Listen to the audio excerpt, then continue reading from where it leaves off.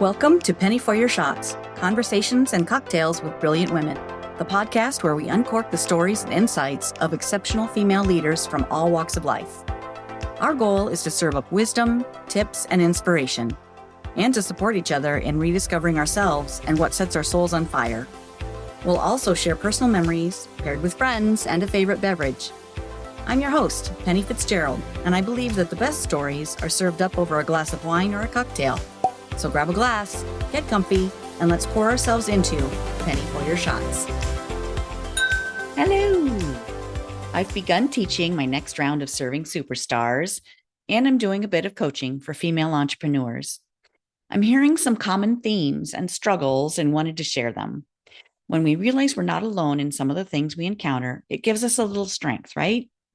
And it would be fantastic if I can help more of you out there. What I'm hearing from many of my people is resistance around being seen. It sneaks up in different forms. Some don't like a particular platform. They might be comfortable on Facebook, but hate Instagram. Or they're okay doing posts, but not reels. Or they're fine with posting about products or services, but don't want to show anything about themselves. Most absolutely hate, or at the very least, get the willies about going live. Some will create and record a video and then re-record it multiple times until it's perfect before posting it.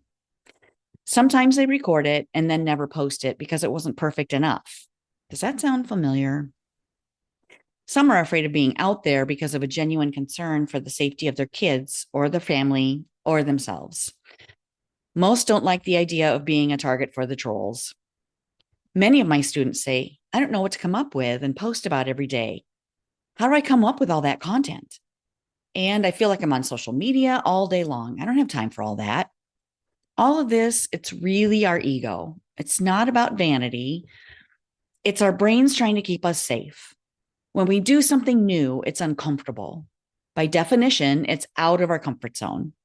Our brain signals a warning. Danger, Will Robinson. And that's okay when we're being chased by aliens, or when we're in an actual emergency or dangerous situation where we need to be vigilant about our surroundings. But as entrepreneurs, and really as humans, we're actually trying to grow, to become better leaders and better people. We're trying to serve more people, have a greater impact, or to grow our business. And then when we do the thing that makes us stretch a bit, it just feels weird because we haven't done it before, or we haven't done it in this way before. Our brain says, whoa there, Nellie, we're not going live. We're not doing that. Not today. What if some yahoo sees it and makes a nasty comment? We might even think, I don't know what to say, or I don't like the way that sounded, or I'll just throw in this little laundry first. I'll get to it later, or another day. Does that sound familiar? When we wait for another day, or don't ever get around to it, we stay safe, and that keeps us small. We don't grow into who we are meant to become. We don't serve our people. We don't reach our goals, and we don't have a greater impact on this world. Let me address a couple of the fears head on and give you some practical advice. And thank you for listening, by the way, even though you didn't ask for it. Worrying about what to post or coming up with tons of content, those are things that I teach in my classes, and I'd be happy to help you with that too if that's something that you struggle with. It's also not about being on every platform. It's not about jumping on the latest trend or adding the newest platform to your list of places to post. Don't get hung up on trying to be everywhere. It's way more important to determine, where are my people hanging out? What's their love language? And where do they go when they want to find out what it is that you do? Where do they buy the products or kind of find the services like yours?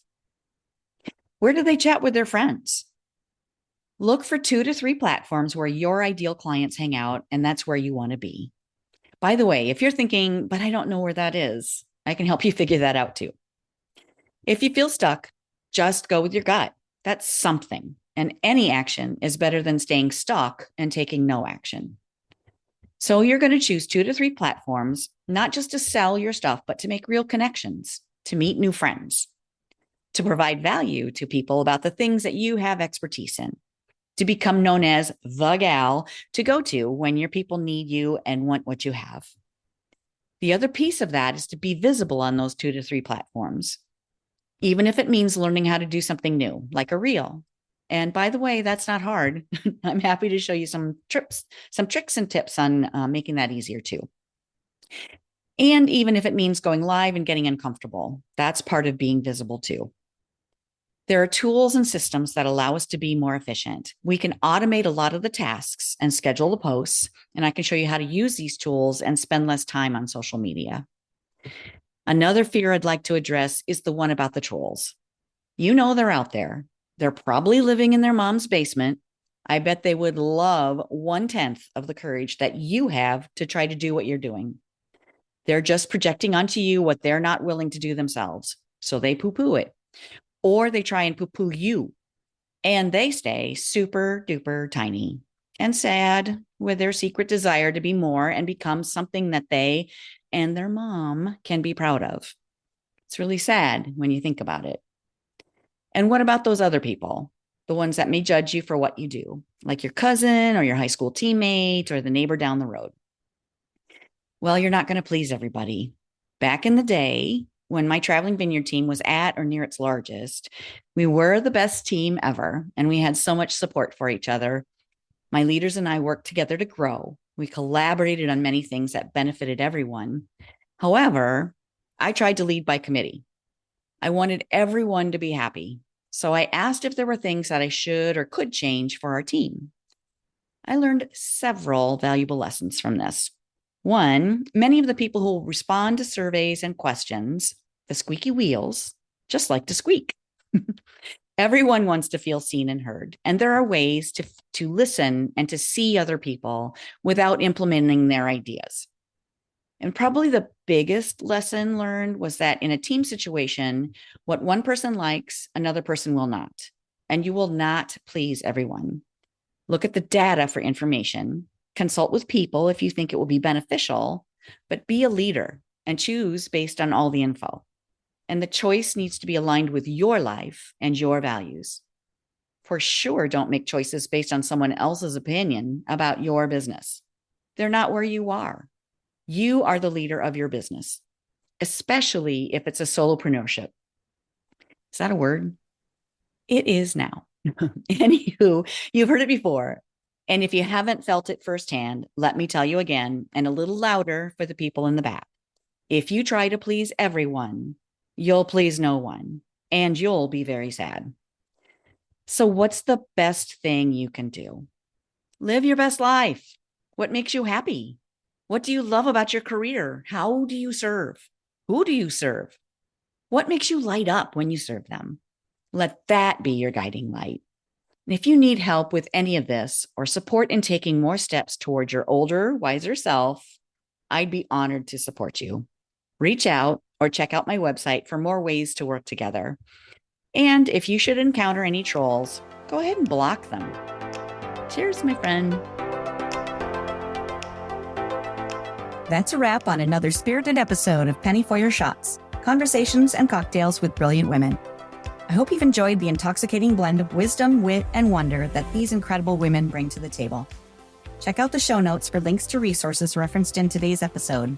And remember to subscribe and raise a glass with me every Thirsty Thursday as we continue to serve up inspiration, celebrate resilience, and reignite the passions that set our souls on fire. If you've loved what you've heard, please share the podcast far and wide and leave a sparkling 5-star review to let me know your thoughts. It would also help tremendously if you would visit pennyforyourshots.com and subscribe to learn when new episodes are available and pick up my free recipe.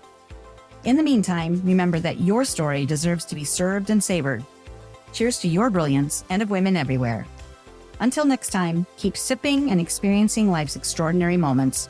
This is Penny for Your Shots, signing off with a clink and a toast to us.